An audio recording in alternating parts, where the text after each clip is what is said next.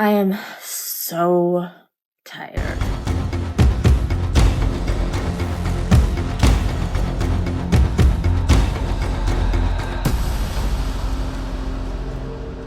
Of winning! Hey y'all, my name is Kayla and welcome to Sideline Sundays. This is a series I do every Sunday where I recap the Vikings game. And today we dominated at Lambeau Field against the Green Bay Packers. So let's talk about it, shall we? Just so y'all know, I actually am really tired. So if this seems a little more low energy than usual, it's because I've literally spent all weekend doing nothing but editing videos. I'm just like a little drained from that. Just to give you guys a heads up, my Vikings game recaps are very chatty. They're just kind of my thoughts, opinions. 90% of the time, I don't even know the players' names, okay, y'all? I just enjoy watching football for what it is. And it just so happens I'm from Minnesota and I was born to be a Vikings fan. If you couldn't tell by the background behind me, at my channel, I usually talk about books, which is what I've been editing all weekend. I have this huge project going on in October where every single day I'm going to be talking about a different book for every single day of the month of October. And to some, that might be like, okay, easy peasy. But for me, I decided to make it extra difficult. And these are all brand new books that I'm reading, or I've been reading for the month of September. There's just a lot going on. But we're not here to talk about books. We are here to talk about the Vikings win at Lambeau Field against the Green Bay Packers. And let's just get into it. As usual, I have my handy dandy notes. We are in like a slightly different setup. Not really. I'm just not sitting at my desk and I have my curtains open. Y'all, the first half of this game was just like gorgeous, beautiful, phenomenal for the Vikings. So I really want to focus and highlight the stuff that we did well in the first half. So literally around the 12-minute marker, Addison is back. Oh my God, y'all. I literally screamed. I was like, he's back! We have Jordan Addison back from his knee injury, and he started us off with a gorgeous touchdown. And then around the 6:50 mark, oh my goodness, y'all. Green Bay... I may have been exaggerating.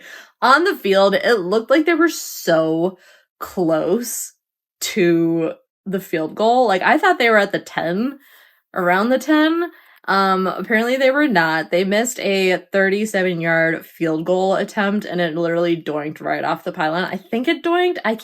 There wasn't a loud noise, but it looked like it hit the pylon. I didn't rewatch it. I don't know, but they missed their first field goal attempt. At 1:40, the Vikings had another touchdown to Oliver, and I've seen his name around before, but what is he? Who is he? What does he do? He got a touchdown. It was great to see. And then just before the end of the first quarter, we had number 54, Gruger Hill, with a gorgeous interception. Y'all, if there's one thing I will always be complimenting, I feel like I've been complimenting nonstop this series, but even last year, like, Brian Flores' defensive lineup is just amazing and phenomenal.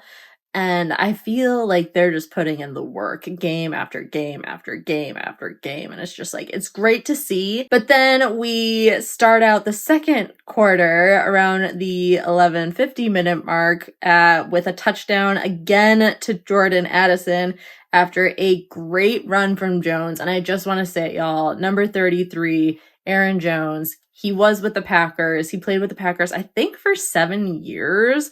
And he obviously is returning to Lambeau Field as a Viking. And the first half of the game, it was just like, there was one drive, this drive actually, where it was just Jones nonstop. He was the only person running the ball this entire drive.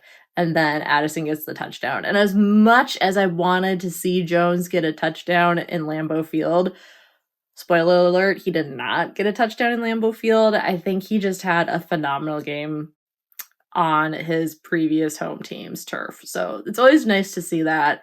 And that's what I got to say about that. Next, around 8:50, we had number 91, Jones III, with a sack on Love. I think this was, hold on, let me check my notes. I made note of something else. I think this was the first sack on Love today. Not 100% sure, but it's the first one I noted. And shortly after that sack, number 44, I'm pretty sure 44 is Green Bay's kicker. He had another missed field goal attempt. 6 points right off the board. And again, the defense is going to defense. And around the 6-minute mark, number 1, Griffin with the interception. Y'all, I'm trying really hard to, during the game, instead of just writing down the number, I'm also including their names. I want to learn names. It feels so disingenuous to just say their numbers. Like, I'm trying, especially at the bare minimum for the Vikings players. I want to note who they are actually and not just be like number 2, number 5, number 3. Around the 5:30 mark, Jefferson with a touchdown. It was beautiful. We love to say it. Oh, wait, no, hold on. This touchdown was absolutely wild because technically I think the defense should have gotten a flag on this call, which they did not. The guy was straight up holding Jefferson's arm, and Jefferson catches the ball in the end zone one-handed, and then like you could tell his other arm was clearly being held because he did like this whole like get the fuck off of me move to the Green Bay player, and should have been a flag on Green Bay, but we got the touchdown in the end. So gorgeous to see. And then y'all, this drama at the end of the second quarter, it was wild. First and foremost, this is the most amount of challenges I've ever seen in a game. This is the most amount of challenges. Like, they were being so scrupulous on what was considered a catch and what was not considered a catch.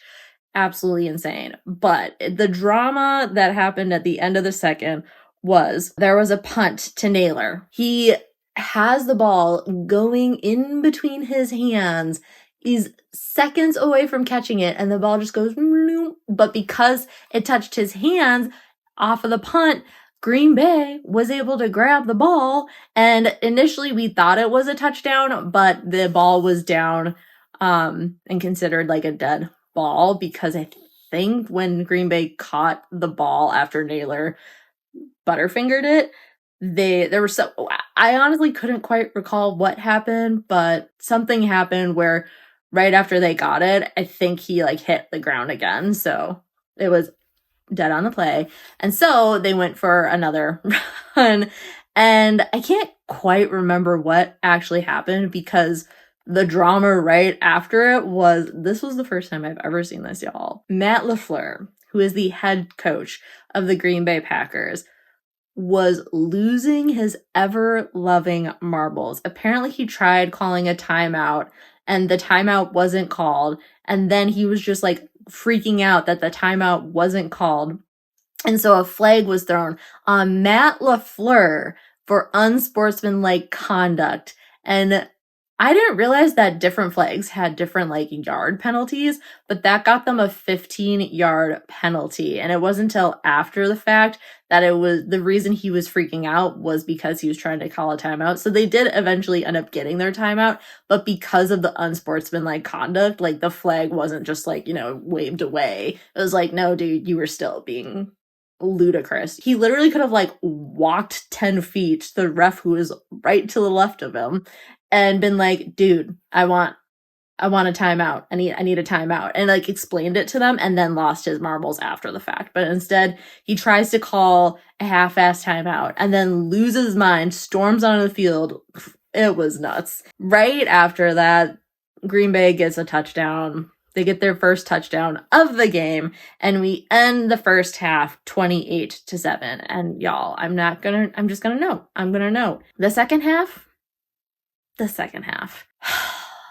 I think this is why I'm tired, because the second half was so boring for the Vikings. I'm sure Green Bay fans were having the time of their lives. But for the Vikings, like, offense kind of stopped playing. Defense was trying their best, but they were on the field a majority of the game. Per usual, I feel like our offense just doesn't do much. Like, our offense really wasn't doing anything the second half of the game.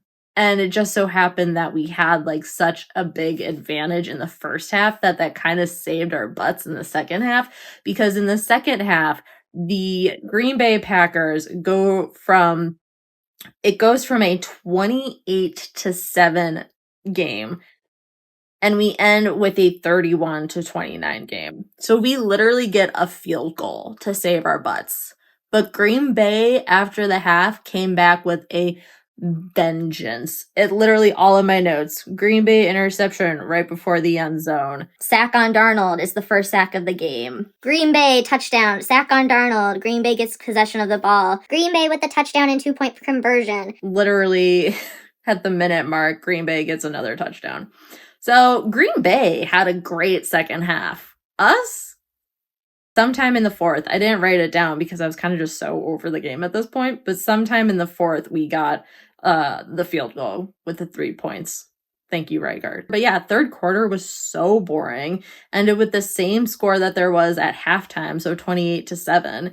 And yeah, Packers had a great fourth quarter, but the third quarter was really boring, in my personal opinion. And it just ended up being kind of a boring game. Like, it was such a great first half, and then I don't know what happened, but whatever happened, we got to get that out of our system, because if I would much rather the Vikings have like a really bad first half and like a phenomenal comeback in the second half. You know what I mean? I hope you enjoyed this video.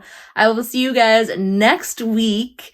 We are flying off to London. We're playing the Jets at Tottenham and Spurs Stadium, and I'm very excited for that. I'm trying to find a place local to the Twin Cities that is hosting the game at 8:30 in the morning.